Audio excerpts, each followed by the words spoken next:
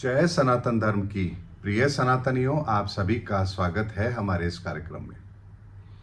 सनातनियों, यदि आप किसी से कोई बात करें, आध्यात्मिक बात करें, धर्म की बात करें या किसी सत्य को लेकर के दुनिया के सामने रखें, तो एक बहुत बड़ी परेशानी जो हर व्यक्ति के सामने आती है वो ये कि हर व्यक्ति अपने ही धर्म को श्रेष्ठ मानता है।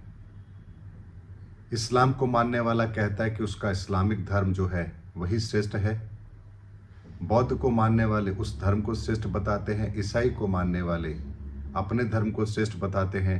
हिंदू धर्म को मानने वाला अपने धर्म को श्रेष्ठ बताता है। जैन अपने धर्म को, सिख अपने धर्म को, यानी कि जितनी तरह के लोग धर्मों में बटे हुए हैं, सबको अपना अपना धर्म श्रेष्ठ नजर आता है। और ऐसे में इस दुनिया के अंदर इतने सारे धर्म हैं, तो एक बात को जरा विचार करके देखिए, अगर इतने धर्म हैं और अगर भविष्य में किसी एक धर्म की स्थापना होनी है, तो आखिर ये सारे के सारे धर्म क्या समाप्त हो जाएंगे? क्या कोई नए धर्म का उदय होगा? और अगर नए धर्म का उदय होगा तो क्या ये सारे के सारे लोग उस धर्म को स्वीकार कर लेंगे?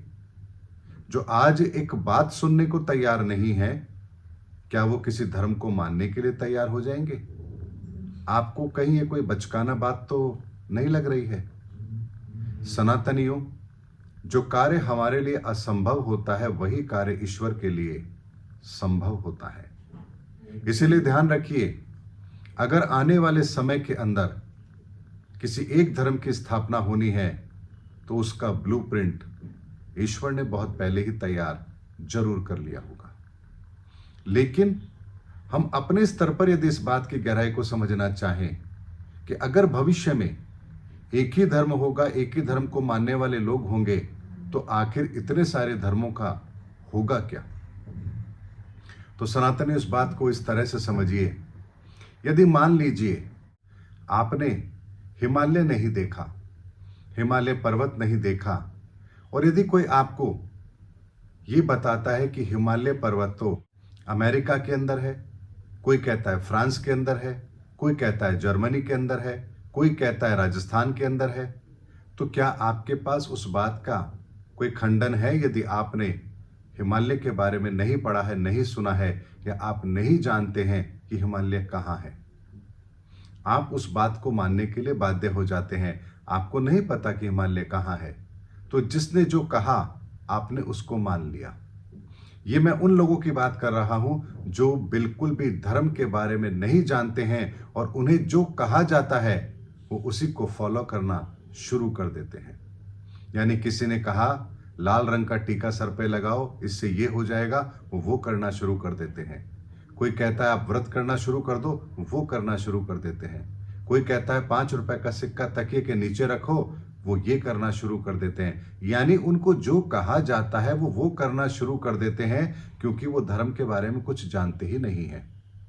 जब धर्म के बारे में नहीं जानते तो उन्हें जो कुछ कहा जाएगा वो उसे ही सत्य मान करके फॉलो करना शुरू कर देंगे, क्योंकि उनकी वर्तमान समस्या का समाधान उन्हें कहीं नहीं मिल रहा, तो वो जो कहता है उसे ही मान लेते हैं।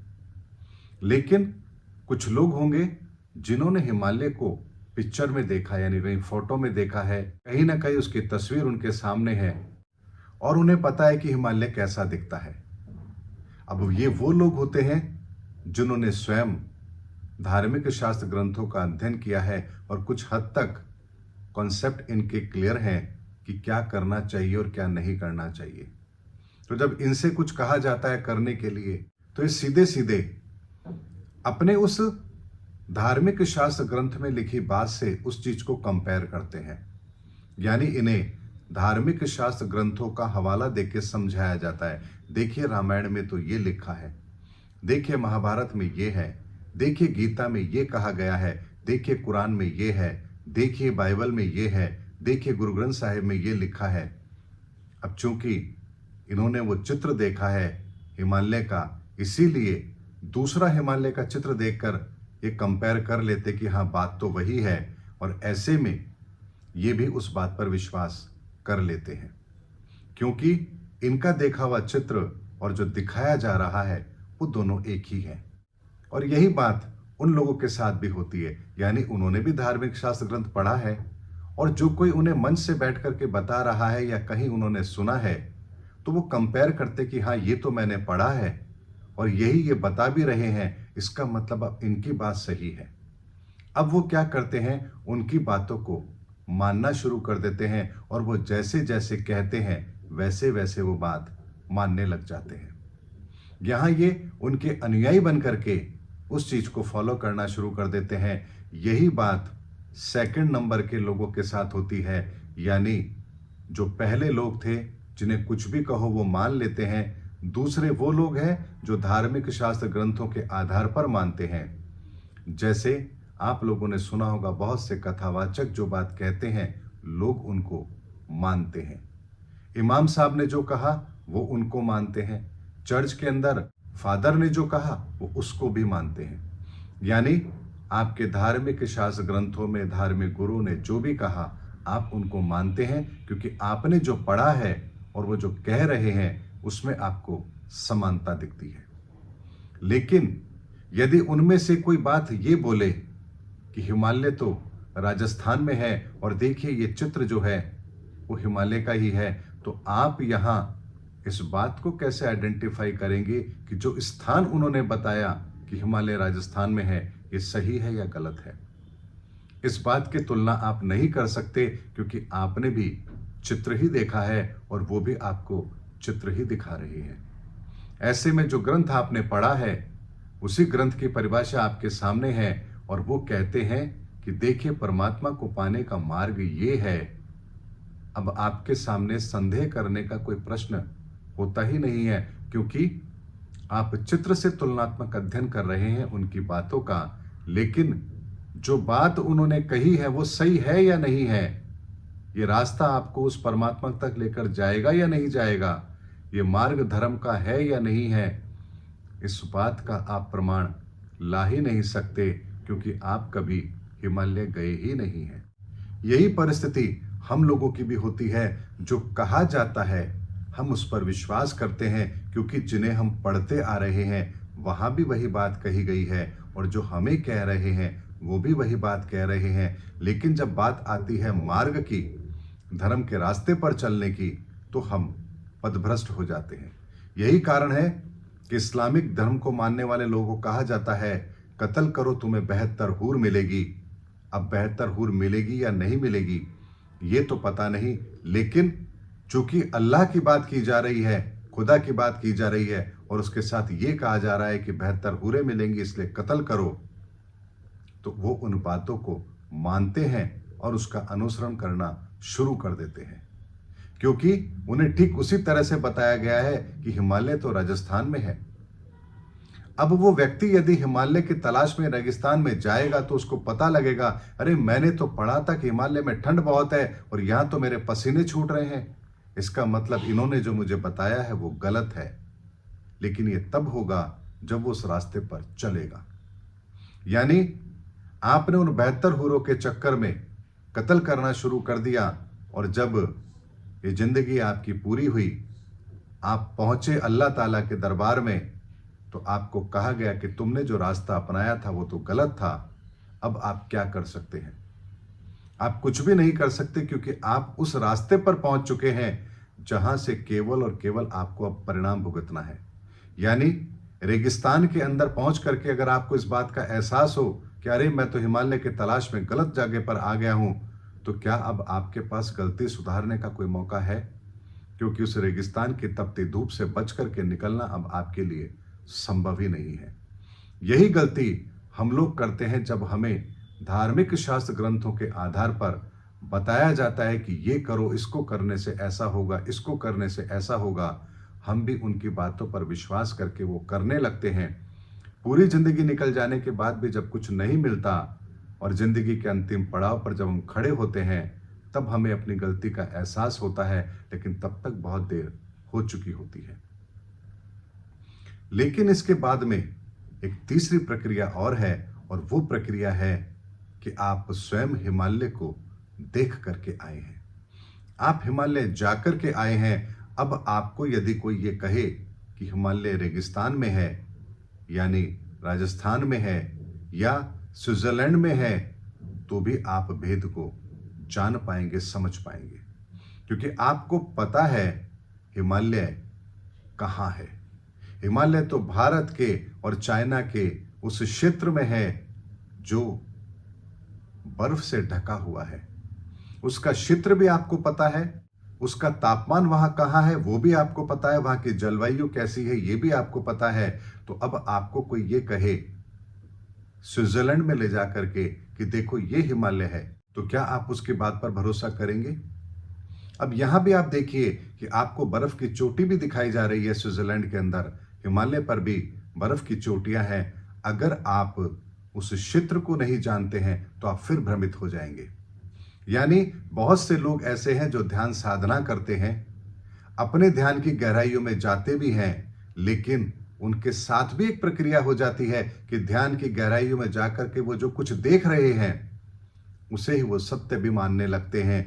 यहां पर एक बात होती है कि आपने बर्फ की चोटी तो देखी है, लेकिन वो बर्फ की चोटी हिमालय की है या स्विट्जरलैंड के किसी पहाड़ की है, यहां अगर आप कंपेयर नहीं कर पा रहे हैं तो आप कहेंगे अरे हाँ, भीतर की यात्रा का मार्ग भी तो सही है, हमने भी तो वो अनुभव किया है, हमने भी तो ध्यान में बहुत सारे अनुभव किए हैं, हमने भी गणेश जी को देखा है, हमने भी राम को देखा है ध्यान में, हमने भी कृष्ण को देखा है, हमने भी ये देखा है, हमने भी वो देखा है। लेकिन सनातनियों एक बात को समझिए, ये तीसरी वो अवस्था है जहां आप उस बर्फ की चोटी को भी देख रहे हैं, क्योंकि आप स्विट्जरलैंड गए हैं, आपको वहां पर भी ठंड का एहसास हो रहा है, क्योंकि आपने सुना है कि हिमालय पर भी ठंड है, बर्फ से वो ढका हुआ है। ऐसे में अब आप भी यहाँ पर भ्रमित हो रहे हैं कि जो हिमालय के बारे में कहा गया है यहाँ तो बहुत कुछ उससे मिलता जुलता है। लेकिन यकीन मानिए, शैतानी ताकतें भी ईश्वर का रूप धर करके आपके ध्यान में आती हैं और आपसे अपने कार्य करवाने के लिए आपको गलत दिशा में ले जाने का भी प्रयास करती हैं। ध्यान के अंदर भी आपके साथ धोखा हो सकता है, इस बात को ध्यान से समझिए, क्योंकि ध्यान के अंदर जो कुछ आप देख रहे हैं वो आपको दिखाया जा रहा है, लेकिन दिखाने वाला कौन है ये आप नहीं जानते। ऐसे में अब आप क्या करें? तो चौथी अवस्था आती है जहां आप स्वयं उस हिमालय तक गए हैं, आपने उस हिमालय को देखा है, आपको नक्शे में पता है कि ये भारत के उस भूभाग पर उत्तर क्षेत्र में है जहां चाइना की बॉर्डर मिलती है। ये क्षेत्र आपको पता है, पूरे धरती में ये क्षेत्र कहाँ है ये भी आपको पता है, और आप जहां रहते हैं वहां से ये कितनी दूरी पर है और कितनी यात्रा आपको करनी है, ये सारी चीजें जब आपको पता है तो आपको कोई स्विट्जरलैंड ले जाकर के बिठा दे तो आप एक सेकंड में बता देंगे कि मैं इस समय पर यूरोप के क्षेत्र में हूं, हिमालय यूरोप में है ही नहीं, और मेरे घर से जो हिमालय की दूरी है और मेरे घर से जो यूरोप की दूरी है इसमें भी बहुत बड़ा फर्क है। तो इसका मतलब है कि मैं गलत जगह पर हूं। जो बर्फ मुझे दिखाई जा रही है और जो पहाड़ मुझे दिखाया जा रहा है ये हिमालय नहीं है, ये हिमालय की तरह ही आभास देता हुआ वो प्रतीकात्मक चित्र है जो मुझे भटकाने का प्रयास कर रहा है। ऐसे में जब आप ध्यान करते हैं तो ध्यान में अनुभव के पीछे मत भागिए। ध्यान अनुभव की प्रक्रिया का हिस्सा नहीं है, ध्यान स्वयं में खो जाने का विषय है। ध्यान वो है जहां आपको किसी चीज का ध्यान होता ही नहीं है, ना कोई विचार आपके भीतर होते हैं और ना ही कोई अनुभव आपके भीतर होता है। आप उस शून्य अवस्था में होते हैं जहां बाहर की कोई चीज आपको प्रभावित कर ही नहीं रही है, और उस ध्यान की अवस्था में जब आप जाते हैं तो यकीन मानिए एक ऐसा चमत्कार आपके जीवन में होता है जो बिरलों के जीवन में होता है। यानी आप फिर उस ध्यान की अवस्था में स्वयं अपने ही शरीर को देखते हैं, स्वयं ऊर्जा रूप में उस शरीर से बाहर निकलते हैं, उस ऊर्जा के द्वारा आप अपने शरीर को देखते हैं। उस समय आपका वर्ण भी स्वर्ण की तरह स्वर्ण वर्ण होगा, यानी कि सुनहरा आपका ऑरा होगा, और आप एक ऐसी अनंत की यात्रा करते हैं जहां आप इस ब्रह्मांड के न जाने कितने लोगों का दर्शन करते हैं। उस लोक का जो अनुभव है वो इतना विचित्र होता है, इतना अनमोल होता है, इतना सुखद होता है कि जिसकी कल्पना आप शब्दों में या किसी के भी द्वारा आप कर ही नहीं सकते। वो अनुभव आपके जीवन का वो अनुभव होता है जो आपको ये एहसास कराता है कि आप जिस लोक में आए हैं उस लोक की आभा क्या है, उस लोक का प्रभाव क्या है। ना आपकी भूख, ना प्यास, किसी भी तरह का कोई विकार तो दूर दूर तक आपके आसपास नहीं होगा, क्योंकि आप शुद्ध ऑरा के रूप में उस सूक्ष्म रूप के अंदर उस सूक्ष्म जगत की यात्रा कर रहे हैं, जहां किसी शैतान की ताकत नहीं कि वो आपको गलत अनुभव करा सके। और उस यात्रा के अंदर जो कुछ भी आप महसूस करते हैं वो इतना दिव्य और इतना अलौकिक होता है कि उस अनुभव को आप कभी पूरी जिंदगी में भूल ही नहीं सकते हैं। और यहां आपको पता लगता है कि परमात्मा क्या है और आप क्या हैं। और उस अनुभव के बाद जब आप पुनः उस शरीर में प्रवेश करते हैं जो आपका है, उसके पश्चात अब आपने उस अनुभव को प्राप्त किया है, जहां उसी उदाहरण से समझते हैं कि आपने हिमालय को देखा है, हिमालय की वादियों को देखा है, उस हवाओं को महसूस किया है, और आपको पता है कि आपके घर से वो यात्रा कितनी दूरी पर थी। अब उसके पश्चात यदि आप इस दुनिया के किसी भी कोने में जाएं, तो क्या आप ये नहीं बता सकते कि जिस जगह आप खड़े हैं वहां से हिमालय किस दिशा में है और कितनी दूरी पर है, और वहां यात्रा कैसे की जा सकती है?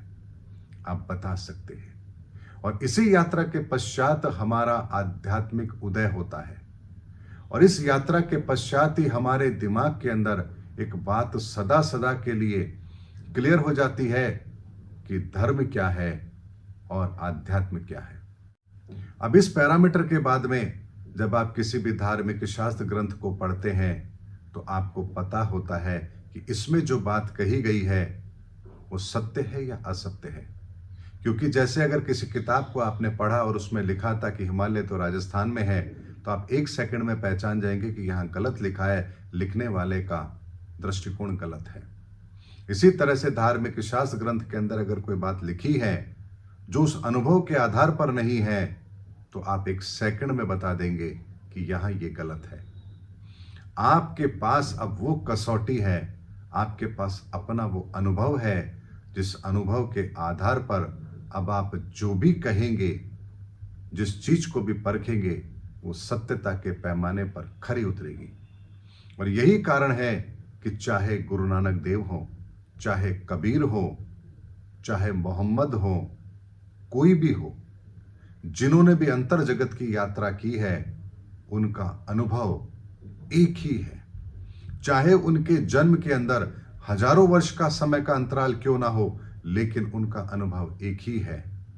और उस अनुभव के एक होने का प्रमाण भी यही है कि उन्होंने उसी अंतर जगत की यात्रा की है, जहां की यात्रा में कोई धोखा होता ही नहीं है।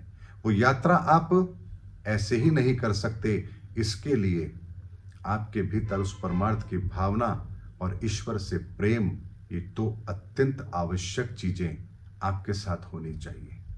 और इसीलिए जब व्यक्ति अपने जीवन के अंदर इस आध्यात्मिक यात्रा को शुरू करता है, तो जहां वो है वहां से उसे हिमालय कितनी दूर पड़ेगा, वो कितने नजदीक है हिमालय के, ये कौन बताएगा? ये वही बता पाएगा जिसने हिमालय की यात्रा की है। जो इस धरती के नक्शे पर जानता है कि हिमालय कहाँ है और आप कहाँ हैं, और आपकी ये यात्रा कितनी दूर की है। इसीलिए जो श्रेष्ठ संत होते हैं वो कभी भी हर व्यक्ति को एक ही मार्ग नहीं बताते कि जाओ ये कर्म कर लो तुम्हें परमात्मा मिल जाएगा, बल्कि वो हर व्यक्ति की अवस्था को जानते हैं कि कौन व्यक्ति कहाँ खड़ा है और वहां से उसकी आध्यात्मिक यात्रा कितनी बड़ी है।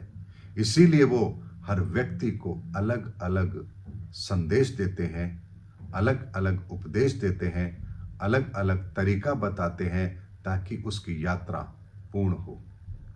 सनातनियों, ये वो रहस्य है जिसको जानने के पश्चात धर्म क्या है, अधर्म क्या है, शास्त्र क्या है और शास्त्र शस्त्र कब बनते हैं, पाखंडी कौन है और महात्मा कौन है, ये आपको बताने की आवश्यकता ही नहीं है, क्योंकि आपने उस अनुभव को प्राप्त किया है, जिस अनुभव के पश्चात आपको फिर ये बताने की ही आवश्यकता नहीं है कि सही क्या है और गलत क्या है। इसीलिए धार्मिक शास्त्र ग्रंथ हमारे पथ प्रदर्शक हैं, हमें रास्ता बताते हैं, माइलस्टोन है, वो मंजिल नहीं है।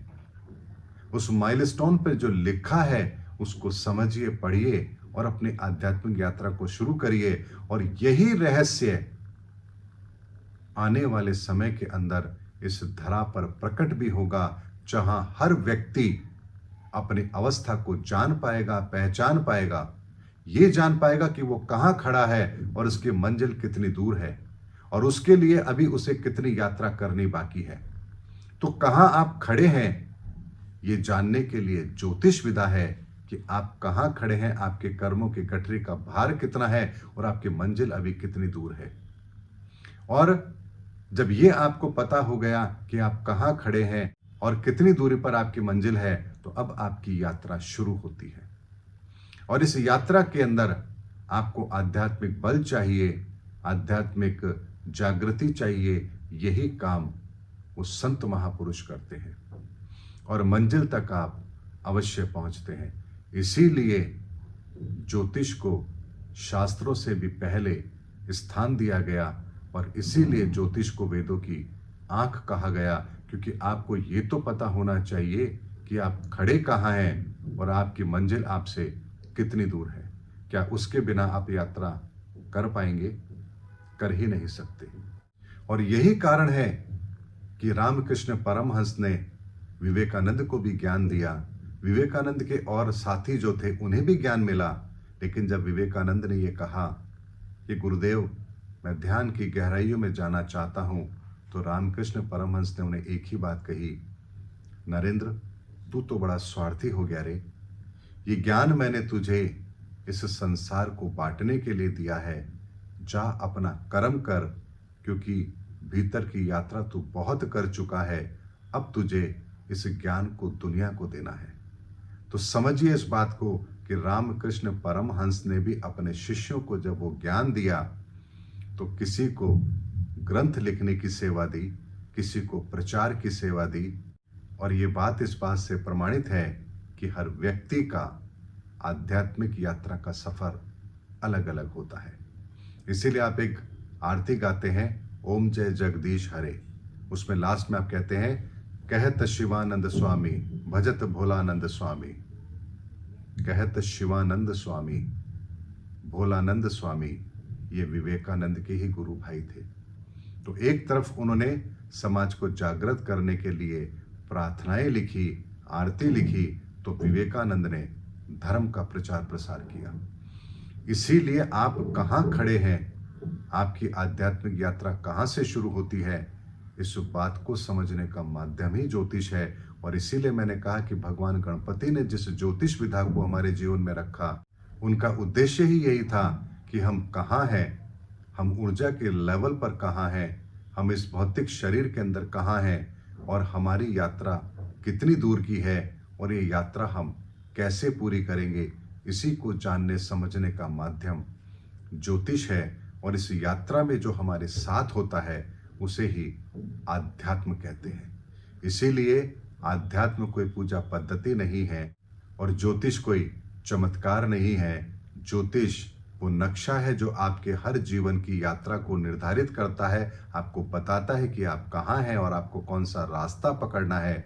और आध्यात्म वो है जो आपकी इस रास्ते में मदद करता है और आपको मंजिल तक पहुंचाता है। और मंजिल हमारी परमात्मा है, यानी आत्मा की परमात्मा से मिलने की यात्रा ही इस संसार की 84 लाख योनियों की यात्रा है। इसीलिए आने वाले समय के अंदर, धर्म युग के अंदर, वही शाश्वत तरीका रहेगा जिस शाश्वत तरीके को इस सृष्टि के आरंभ से ही विधान के अंदर लिखा गया है। और न ये मार्ग पहले कभी बदला, न आगे कभी बदलेगा। एक ही मार्ग है, एक ही तरीका है, और वही तरीका जो धूमिल हो गया है, लालच की भेंट चढ़ गया है, वही शुद्ध साफ होकर के हमारे सामने आएगा और तभी हम अपने अपने धर्म के अंदर निहित उस सत्य को पहचान पाएंगे कि हमारे धर्म के अंदर वो कौन सा मार्ग हमें बताया गया है जिससे हम मंजिल तक पहुंच सकते हैं। तो यकीन मानिए, हर धर्म के अंदर रास्ता बताया हुआ है। इस्लाम को मानने वाला कैसे उस मंजिल तक पहुंचेगा, जैन को मानने वाला कैसे उस मंजिल तक पहुंचेगा, हिंदू धर्म को मानने वाला कैसे उस मंजिल तक पहुंचेगा, सिख को मानने वाला कैसे पहुंचेगा, यहूदी को मानने वाला कैसे पहुंचेगा, ईसाई को मानने वाला कैसे पहुंचेगा, और जो किसी को नहीं मानता वो कैसे पहुंचेगा। यानी हर व्यक्ति की मंजिल एक ही है, लेकिन उसकी यात्रा का तरीका क्या है, ये उसे अगर मिल गया तो यकीन मानिए हर व्यक्ति उस राह का पथिक जरूर बनेगा, और इसे ही कहेंगे एक धर्म की स्थापना। उम्मीद करता हूं सनातनियों, आज के वीडियो में मैंने आपको वो बात कही है जो आपके जीवन को उद्देश्य को निर्धारित करने के लिए पर्याप्त है। मिलेंगे अगले वीडियो के अंदर फिर किसी ईश्वरीय संदेश के साथ। जब तक के लिए जय हिंद, जय भारत, जय सनातन धर्म।